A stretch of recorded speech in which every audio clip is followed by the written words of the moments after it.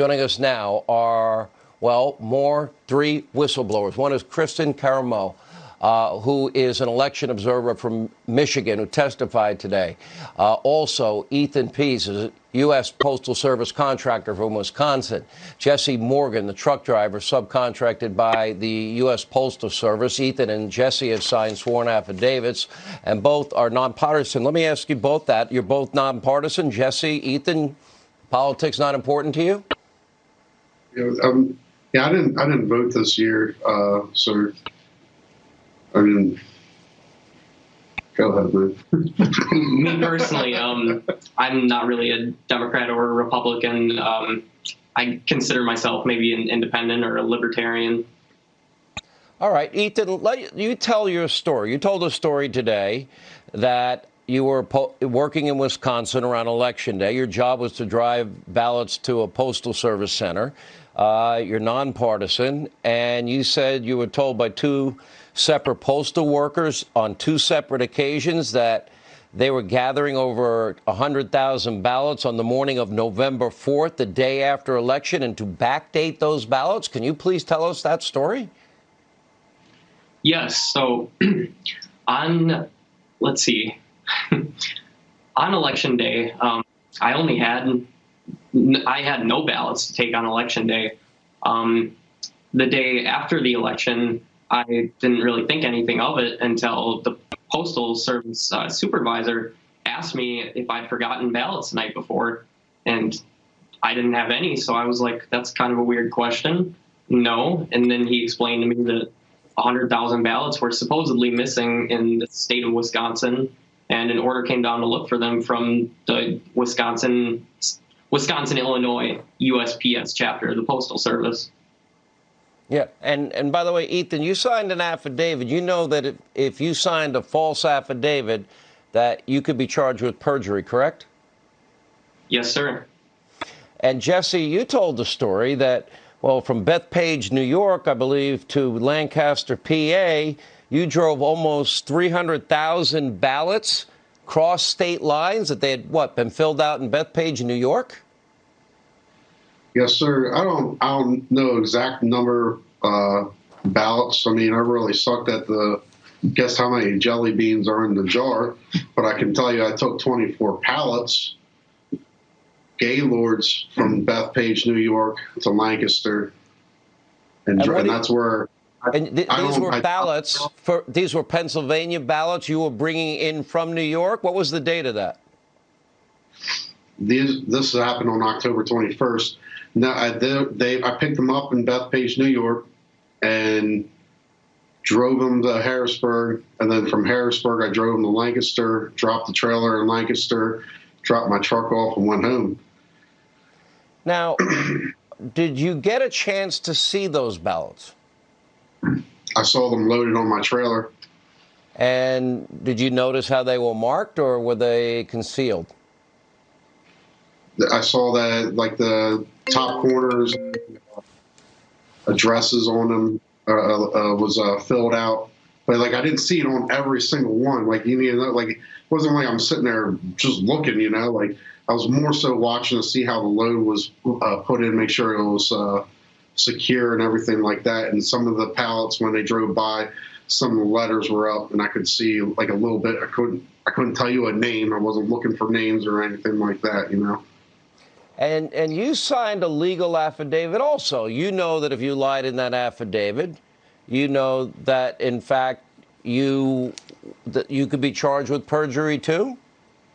Yes, sir. Wow.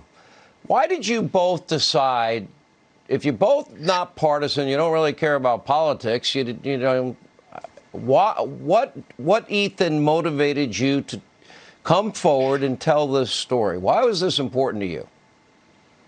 Well, being that I'm pretty young, I'm only 20 years old, this is clearly probably the most important election of my lifetime. And I couldn't go to the grave knowing what I knew and just keeping that to myself, knowing that something went wrong in this election. Yeah. Let me bring in Christina Karamos with us. And Christina, your shot went down for a second, so we lost you. We're glad you're back. You testified today that you witnessed ballots marked straight ticket Democrat Republicans, and you were told that they were to be counted, even if it was Republican, as Democrats. You challenged it. Then you lost the challenge. I mean, these were Republican votes that you saw? Well, what happened is at the adjudication table, a ballot came up and it was straight party. The person had voted for straight party Democrat and straight party Republican. And the important part is they were filled in circles. So that's an intentional mark. So like at the adjudication table, if there's some kind of inconsistency, say the person voted for more than they were supposed to for that particular race, or they didn't make it clear or was a mark, that's where they try to figure it out. Well, with the filled in circle, that's an intentional mark. The person didn't make any other votes for, say, judges, proposals, nothing else. And the poll worker just was like, I'm going to give it to the Democrats. And so I'm like, no, that ballot should be tossed out. And this person had previously given a vote to Joe Biden where a voter had voted for Joe Biden and the Green Party candidate for president, and she had given it to Joe Biden. So that's what heightened my attention. And so then after that, I went to go get her supervisor, and her supervisor defers to her and asked the girl, well, what do you think? And I'm like, I'm discussing. I'm like, what does she think? It doesn't matter. The ballot to be tossed out. And so I go get the guy who was overseeing the 10 p.m. to 5 a.m. absentee counting process, and he does the exact same thing and asked the girl, what does she think? And so I just simply asked the question. I said, well, why not give it to the Republican over the Democrat? And he begins to scream at me and tells her to push it through. Me and him have this big argument, and I'm like, no, I want to challenge this battle. He's like, you can do what you want. He was extremely nasty, extremely rude, and he just committed open fraud in my face and told her to push the ballot through, which she gave an illegal vote to Joe Biden. And people try to say, well, this is just one incident. No, it's a bunch of incidences, and why do our stories match?